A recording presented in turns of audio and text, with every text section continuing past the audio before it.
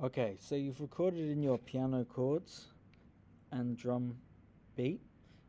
You've added in your bass. We're now going to try and create a melody, a tune, a melody part for your piece.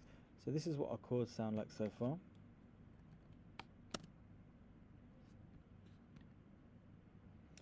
When it loads.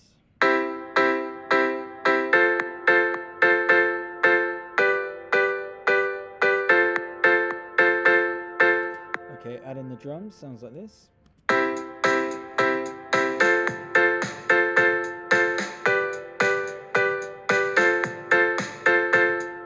And the bass won't be that easy to hear because it is coming through these MacBook speakers. But I'm going to put on the score so you can hear that alongside it. Looks like this.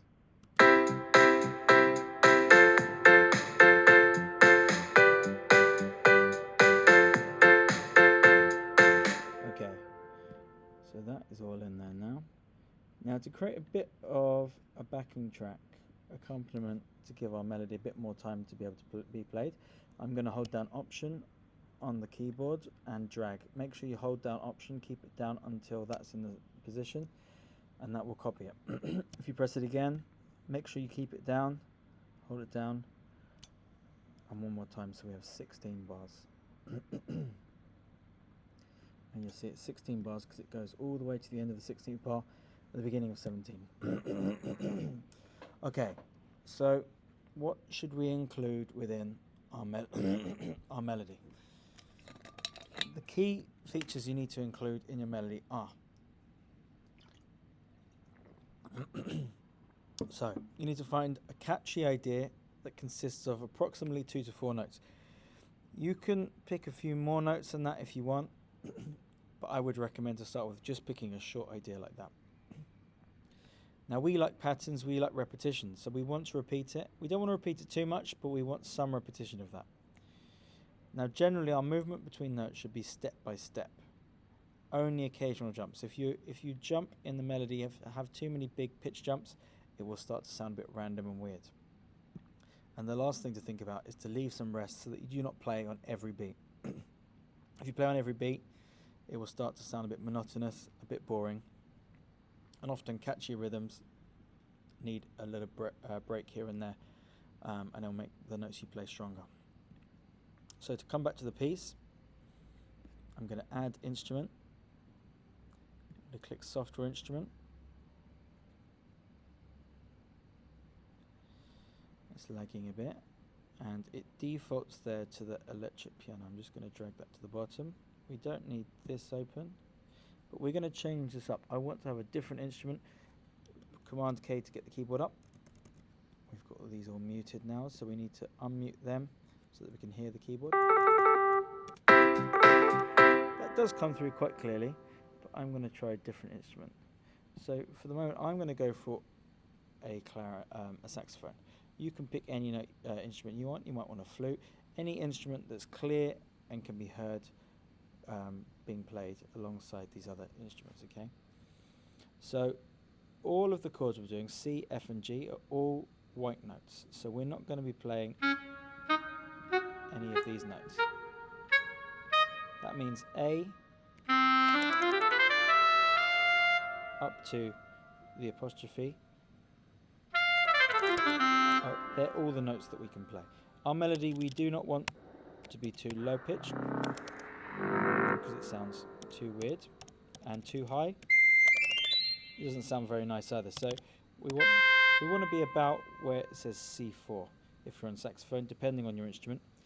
And I'm going to be practicing to find an instrument, a catchy idea that I like. So you'll see that I've got this loop at the moment, and I'm going to try and come up with an idea.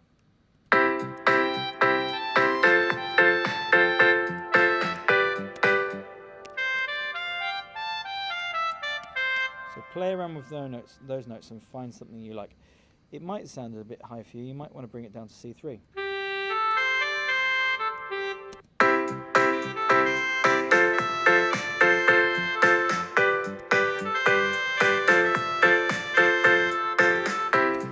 Okay, so I'm going to bass it around something like that.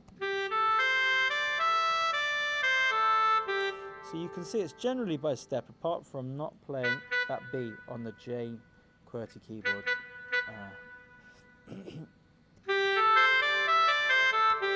So I'm going to play around something like that, try and get it in.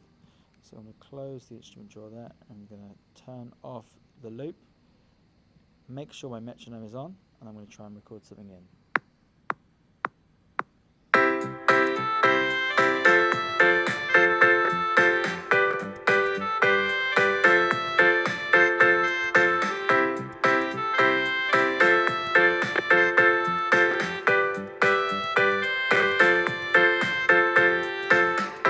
Okay, I'm going to stop there. I've done 8 bars so far. And the first thing I'm going to do is double click on this and look at the recording. Now you can see a lot of my notes aren't in time, so I'm going to quantize it. I'm going to click an 8th, and you can see them move. And I'm going to have a listen back now and see if it sounds right.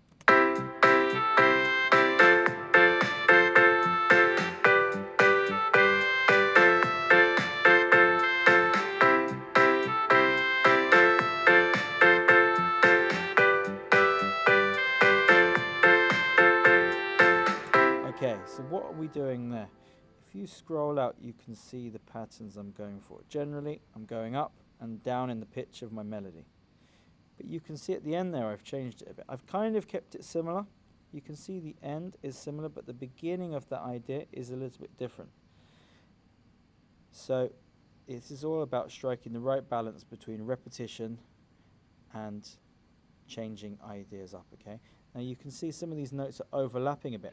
Now to be honest, it might sound a lot nicer if you don't have them overlap, okay? So you might want to edit some of these, shorten them like that. Let's listen back. And you'll see that there's that small line there. And that's why that's not playing. Listen again.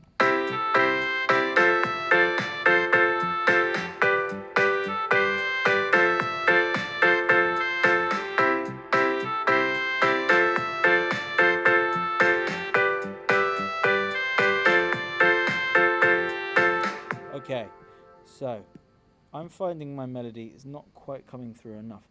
I don't want to turn that much more up, so what I'm going to do is just bring all of these things slightly down. Particularly, I think that the piano is too loud, so I'm going to bring that down. Listen back again.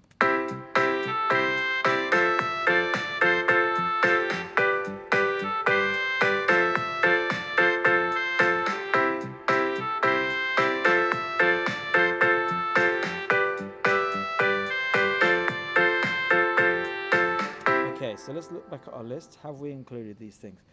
Catchy idea. Some people may not find this idea catchy. I'm sure we can come up with better ideas, but it's a start. So it's a simple idea, which is relatively catchy as our starting point, okay? Did we repeat it? Yes. Movement between notes generally by step with occasional jumps. I would say yes, this is generally moving by step with occasional jumps. You can see that small jump where we're avoiding the B. And again, we've got a bit of a jump here. So yes, I think it is fulfilling that one. And leaving some rest so you do not play on every beat. We've got a rest there. We've got rest between the notes. We've got some rests. So yeah, it is fulfilling all of those key features, the 4 points for creating your starting melody, okay? So keep those in mind when you create this melody, and you should be able to get your beginning melody sounding relatively good.